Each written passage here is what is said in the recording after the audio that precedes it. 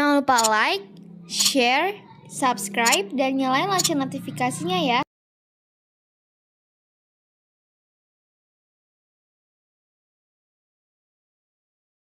Salam sepak bola, sahabat bola mania. Jumpa lagi dalam Bola Mania Channel bersama Yosef Tertulis.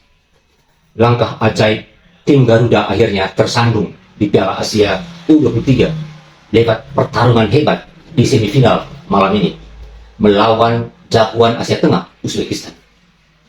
Tim Garuda harus mengakui raksasa dari Asia Tengah itu, dan langkah tim Garuda pun terhenti untuk melaju ke partai puncak.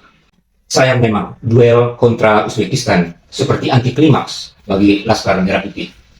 Kisah heroik timnas Garuda mengingatkan kita akan kisah heroik Maroko yang terhenti di semifinal Piala Dunia 2022 lalu. Setelah secara ajaib menyingkirkan tim favorit Belgia di penyisian grup, lalu mendepak Spanyol di 16 besar, dan mempermalukan Cristiano Ronaldo dan kawan-kawan dari Portugal di babak 8 besar. Langkah mereka baru bisa dihentikan oleh raksasa Eropa lainnya, Prancis, di semifinal. Langkah Indonesia mirip-mirip seperti itu. Di fase grup, Indonesia menyingkirkan raksasa Australia, kemudian Yordania. Di bawah 16 besar, kita menyingkirkan jagoan dari Asia Timur, Korea Selatan. Dan akhirnya langkah kita terhenti di semifinal malam ini di tangan Uzbekistan. Kelas Uzbekistan sesungguhnya masih selevel di bawah Australia dan Korea Selatan yang kita kalahkan dalam dua laga sebelumnya. Jika berkaca pada peringkat FIFA maupun rekor pertemuan antara Uzbekistan dengan dua raksasa Asia itu, Uzbekistan kontra Australia, Uzbekistan kontra Korea Selatan, hampir Uzbekistan tidak pernah menang dalam pertemuan dengan dua raksasa itu. Namun itulah sepak bola. Tidak bisa dinilai atau diukur pakai rumus matematika berdasarkan data statistik. Dari kacamata sepak bola ASEAN, Asia hingga dunia, tim Garuda pun tak pernah diperhitungkan sama sekali. Faktanya, timnas kita menggila. 3 raksasa Asia tumbang di tangan Garuda. Namun bagi saya, mungkin juga bagi pencinta sepak bola nasional, ini bukan kegagalan. Timnas Garuda U23 sudah terlalu jauh terbang di angkasa Asia. Sudah banyak rekor dan catatan sejarah yang sudah diukir selama perhelatan Piala Asia di Qatar ini. Media-media ASEAN sudah menjuluki tim Garuda sebagai penguasa baru di ASEAN. Media-media Asia Timur Tengah, Korea Selatan, Jepang, Australia menyebut Indonesia sebagai raksasa Asia yang terbangun dari tidur lelapnya.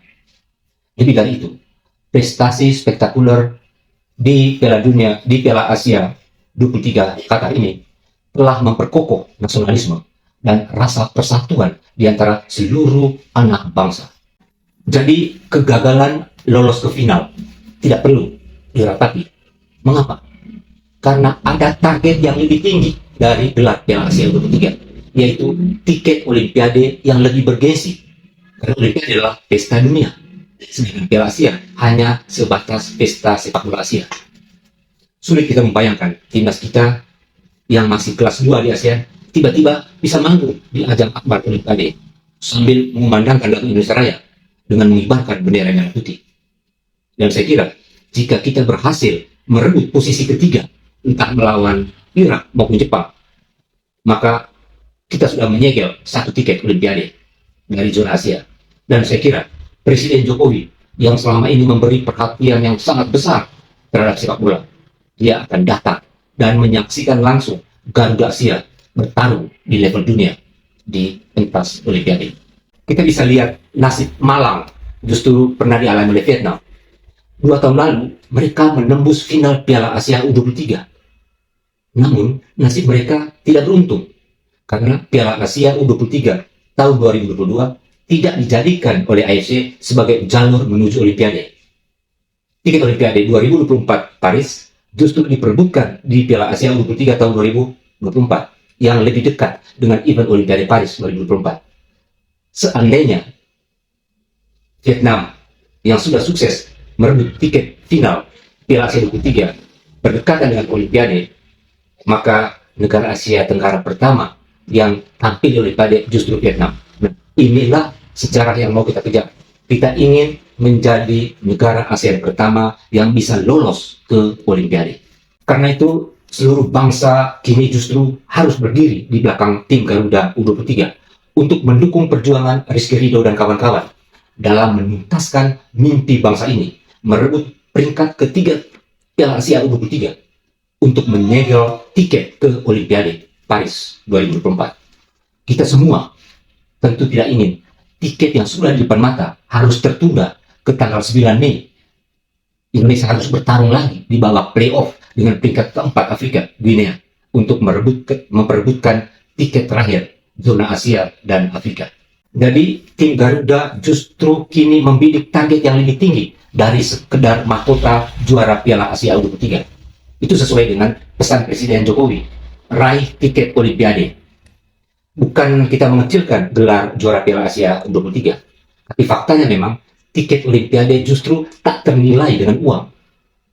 Nilainya jauh lebih tinggi dibanding sekedar juara Piala Asia. Sejarah besar di Qatar harus diakui belum tentu bisa terulang dalam satu dekade ke depan. Nilai tiket Olimpiade untuk cabang sepak bola hampir sama dengan nilai tiket Piala Dunia yang menjadi mimpi semua bangsa di dunia. Dan tentu, tuan rumah Prancis pasti memilih Garuda Asia, salah satu kontestan cabang sepak bola dari zona Asia. Karena kehadiran timnas Garuda dipastikan akan membuat heboh kota Paris. Belasan atau puluhan ribu dari supporter dari tanah air bakal bergabung dengan WNI dari berbagai belahan Eropa yang menyukai sepak bola. Mereka akan membanjiri stadion dengan segala kehebohan ala supporter bola Indonesia. Dan secara ekonomi, kota Paris juga pasti untung dengan hadirnya belasan bahkan puluhan ribu masyarakat Indonesia di pesta 4 tahunan itu. Dan FIFA, pemilik sepak bola dunia, apalagi presidennya Gianni Infantino, tentu diam-diam mendukung lolosnya Indonesia ke Olimpiade Paris. Karena FIFA sudah menyaksikan sendiri, mengalami sendiri bagaimana kehebohan ketika Indonesia menjadi tuan rumah Piala Dunia FIFA U17 tahun 2023 lalu.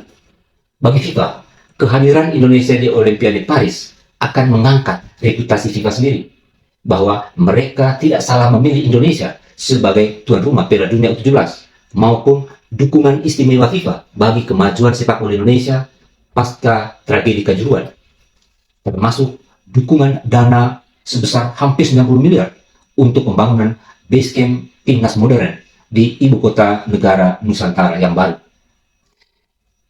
Sahabat bola mania, sampai di sini dulu. Sampai jumpa di episode selanjutnya. Salam sepak bola.